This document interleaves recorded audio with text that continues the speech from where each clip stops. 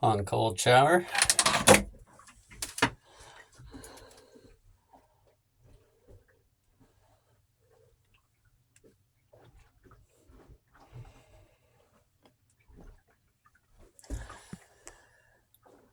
The floor for the shower drains out into the bilge and then gets pumped out over the edge, or you put it in holding tanks and dump it at the marina. This berth has all been torn out, which was basically like a big double hanging closet with a little bench seat. And then this berth right here was an exact replica of that. The bottoms pull out and sleep two comfortably. Plus you can sit two in the V berth. And of course it's a freaking wreck because boat's like every square inch is, yeah, if you're not using it, get it off the boat. Space is tight. Of course I'm old and don't have the energy to clean after working on this freaking thing all day every day.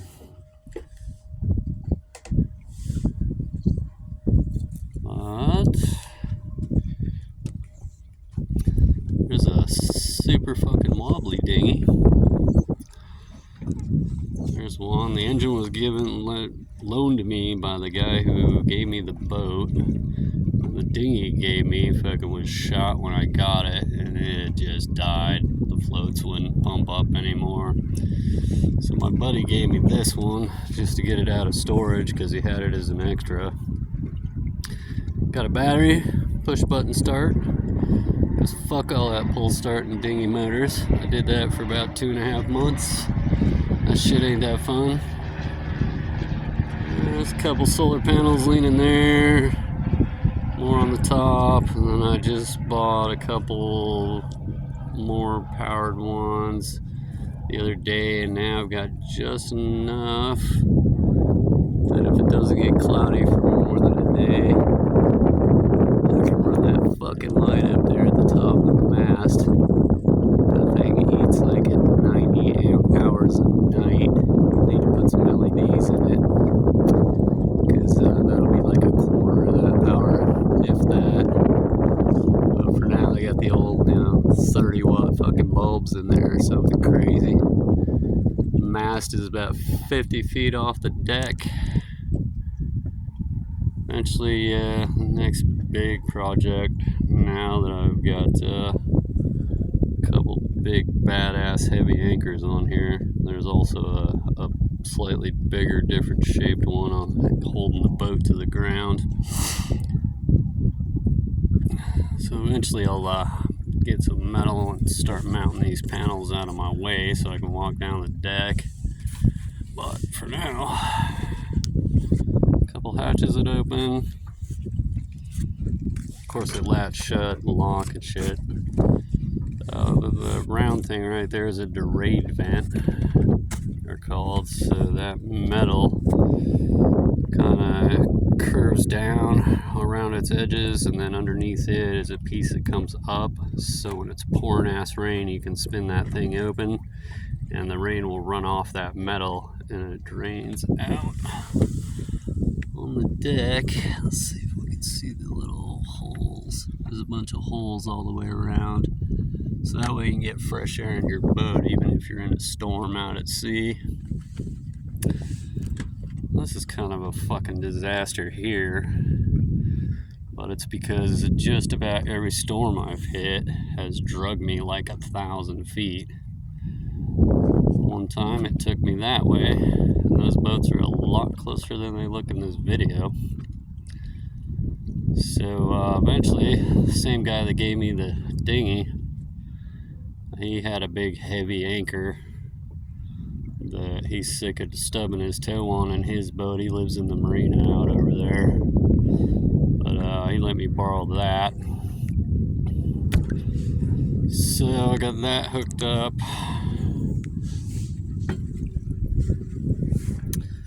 See all these ropes? So 2 of those go directly out to a little like rope shackle. This is super strong. It goes to this big ass chain I've got, and then there's a third one that has like a metal thimble that goes to the end of the chain. So if both of those break, I've got a backup. Originally I was running about 50 feet of chain, and I just bought a brand new rope, and last storm I was in, it hit 40 knots. And let's see, that boat that looks like it's way out there is about 1,000 feet from me. I made it from here to there in a 40-knot storm when my anchor pulled up out of the bottom in about 4.5 seconds, and wound up on a sandbar. That's his issue there. He's on a fucking sandbar. See, he's kind of leaned over. There's airbags on it. So I took the small anchors that were actually on this thing. Here's one of them. So that's a 35-pound anchor right there. And that's about 10 pounds smaller than what I need, which is a lot when it comes to holding your boat to the bottom, keeping it from floating around. You know, they always turn around and spin into the wind just because of the way they're anchored. So now I've got a big 45-pound claw-looking anchor, you know, holding me to the bottom. And then there's a smaller one, which is like 25 pounds, which that thing didn't do shit. But then when I was pulling myself off the sandbar over here, I was basically getting in the dinghy, taking this anchor on a rope, running it out there and dropping it, attaching another rope to it here on deck, running it all the way back down here. You can see this black thing sitting on that wood strip on the coaming there. That's a winch, and they're 2 speeds, so depending on which direction you go is how hard it pulls. So I spent about 7 hours running anchors out and running ropes down the deck and winding it around that winch and pulling it in with literally all the strength I had. And my brand new 100-foot anchor rope broke the next morning. I got it out, got it floating, got it anchored, tied the dinghy to it like it is now, except I strapped it in real good with a couple more bigger ropes, and that's what I used to push this 20,000-pound boat with. You can see my super high class bimini cover there. That's a $13 tarp from Walmart. Not quite the canvas it's usually always on them. And then the added bonus that I didn't even know of until right before I got down here is the fact that is Kennedy Space Center. That's Launchpad 39A, or those buildings right there that you see. And so I get to watch all the rocket launches from yeah, less than a mile away. This is actually like closer to the bridge is an actual like launch viewing place, and there's little parking lots on both sides. So yeah, whole freaking space program happened from there, except for, you know, the monitoring they did in Texas. But yeah, I see rocket launches all the time. Fucking bonus, bro. Yeah, home sweet home.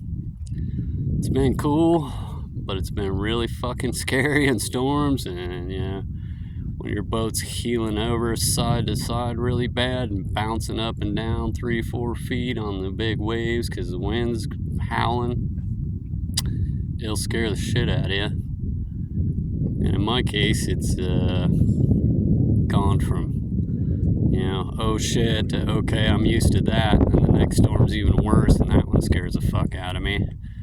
And then I get used to that, and I'm like, cool, I got my headphones in, I'm watching a movie, and the storm's raging outside, and I'm like, I don't care, I'm good. And then boom, an anchor breaks loose and drags, and the boat goes floating sideways into the waves. Luckily, this thing was built like a tank. They're actually very famous for that. People say they would take this boat sailing around the Cape, and the reason we dug the Panama Canal, or forced them to dig it, was because we were losing like 2 to 5 boats every time we sent one around there, bringing trade goods to North America back in the day. So yeah, good in like super high winds. Most people are running for cover at about 20 knots worth of wind. I've seen all the reports I see say this one's super fast, and in 30 knots of wind they can balance it out to where it's just easy sailing and they're cruising right along.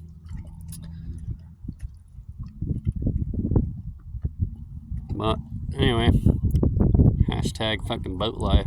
Oh yeah, on a side note, so there's a piece missing here that actually holds this glass in and has the handles and stuff you saw on the other two. So just that frame is like $700. Fucking ridiculous, man. Like you can see like the little bumpy things in the metal around it, and, you know, the handles up there on top. Yeah, granted this thing's twice the size of those because it's meant for you to be able to escape if there's a fire. This thing's huge. Yeah, it's good. I think it's like 2 feet by 2 feet or something. But yeah, something to watch, man. Good times surrounded by water. This is the Intracoastal Waterway. That was my old job that came in and fired all like 85 of us, department by department, the Monday before Thanksgiving. And it was real awesome because I could just dinghy to work, and there's a huge wet slip in there and a break wall and all that shit, so I could dinghy into the slip, just hop off onto land and walk down to the maintenance building where I worked. Let's see, that single building in the middle is about where the marinas are. They're right next to each other. One's owned by the city, one's privately owned. Privately owned one is the one that I have access to. I pay for like $80 a month. It gives me showers and laundry and a place to work on things, and safe dock to leave the dinghy at so kids aren't fucking with it in the middle of the night if I'm drinking beers and playing guitar. And yeah, little tiny island out there. I might go flip the dinghy over one of these days when it warms back up. I say that like we're all freezing at 50 degrees right now, and it's literally going to be like 2 days and back up to 70s. But yeah, what happens is if you leave things in the water, barnacles grow on them. That's why the motor's up right now. You can see it's kind of cocked to the side and it's pulled out of the water. Let's see if we can get a little closer to that project. Not tripping over the solar panels and winding up in the ocean.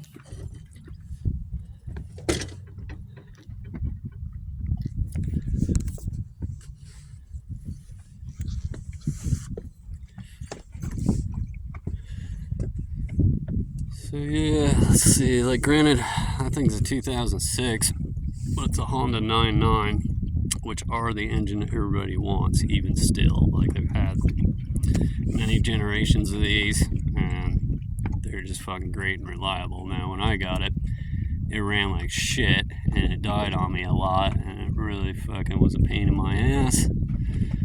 But, you know me, I replaced the entire system, so the fuel system is all new from the tank all the way up, all the way through the engines. Got a new fuel pump. I just got the carburetor cleaned out completely on the 4th try, night before last. Runs good now. You see those little spots down by the propeller? It was all covered in barnacles because I had no freaking clue about that when I got out here. I knew boats floated, and I knew this was the dinghy motor you wanted, but that's about all I knew about boating.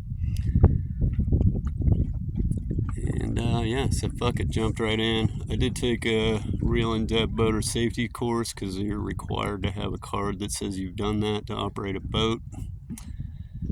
So I got all that done. There's a winch for the mainsail sitting up there on that boom. Yeah, as much as it scares the shit out of me and it takes all my money, even when I don't want to spend any and don't have any to spend, you know, I get to see here and see some fucking beautiful sunsets. And for you to actually come out here and someone to come out here and bother me, like, you're gonna spend about probably 5-10 grand just to get a dinghy and a motor together. So yeah, ain't nobody coming over. Like, other than, you know, friends of mine and shit sometimes come and dinghy out here because they're bored or they want to see the boat because they hear about it all the time. But yeah, fucking sweet boat. I mean, if you're gonna have a bachelor pad, might as well fucking do it on the water, huh? Let's see here, what else? This is the helm. Yeah, I got a compass in there, which is not accurate. I think I can get them rebuilt. If not, I'll get a new one over time. This small black wheel is actually, it has a motor on it, and that's an autopilot. So even though this thing's from the 70s, like, it has a computer in it, like a navigation computer. Top one is just a static compass. The needle moves and shows you which direction you're facing, so you know, like, oh shit, I'm going southeast and I need to be going southwest. Wind speed gauge. The top one shows me that little arrow with the line through it on the upper right of that gauge, shows me which way the wind's coming from, because that way I can adjust my sails properly. And then speed across the water in knots. A knot is equivalent to 1.15 miles an hour. Drink holders, this is kind of the catch-all. Some sandbags I stole from the old job to keep the front end of this dinghy down, because it's real light. The engine weighs more than the dinghy does, so you want them kind of flat with the water because they move through it rather than push through it and waste a lot of gas. And well, Rec 90 is some expensive gas that you gotta buy at the marina, because regular gas has ethanol and it'll fuck your engine up. That's how I wound up rebuilding the carburetor. I only burned through like 2 gallons a week, so it ain't bad. My gas bill's about $12-15 depending how empty my tank is. And then I got these what are called lazarettes underneath these lockers. That little one's got a propane tank in it that runs into the galley in there, the kitchen. Cockpit drains, those drain to the outside. And there's all the engine controls hiding behind that old life preserver. I do have all the required, like, life preservers and noisemakers and fire extinguishers on here. It's fully legit. I put the new numbers and registration sticker on it. I'd show you, but I'd have to lean over upside down on the boat. So you'll have to trust me on that one. Yeah, all these ropes and the steel shrouds that are holding the mast in place and keeping it tight, gonna have to get replaced. And like, you think like, oh, $1 or $2 a foot for rope isn't bad until you realize every freaking rope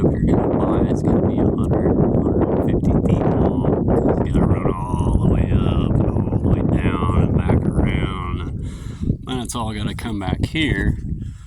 So that, like these ones, yeah, I can work everything from back here while I'm driving the boat. Yeah, you kind of lock the wheel in place, and then you go pull ropes. You wrap them around the winch, and you pull it. You put handles on the top to help you. You get that rope where you need it. You cleat it off right there. But yeah, I have to redo pretty much everything. But like I say, these things were built like tanks, and they're really fast. It turns out the bigger boat you got, the faster it moves through the water. And while this is no super yacht, this is definitely bigger than you're supposed to take on as your first boat. But shit, I ain't scared. So yeah, life on a boat, a lot of work, a lot of money. And you gotta sit back once a day and realize, holy shit, I live on a boat and this is fucking awesome.